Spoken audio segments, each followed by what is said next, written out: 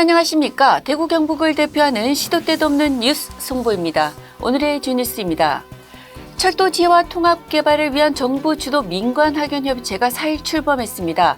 대구 도심을 통과하는 경부선 철도 서대구와 사월동 구간 지하화 사업이 검토됩니다.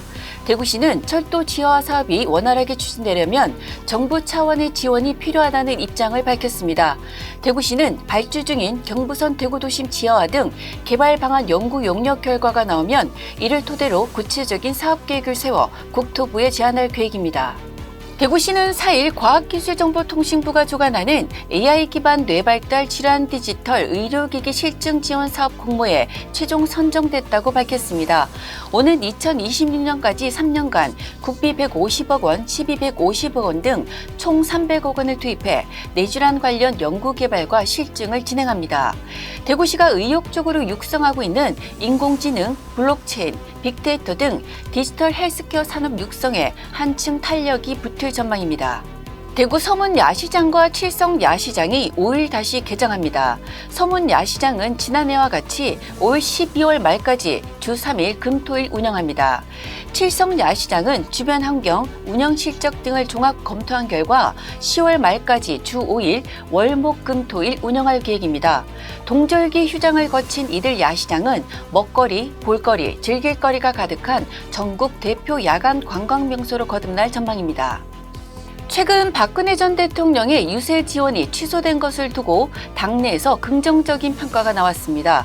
국민의힘 김성태 서울권역 공동선대위원장은 CBS 라디오에서 박 전 대통령이 국민의힘 유영아 후보 지원 유세에 나서기로 했다가 취소한 일에 대해 대단히 잘했다고 본다고 평가했습니다.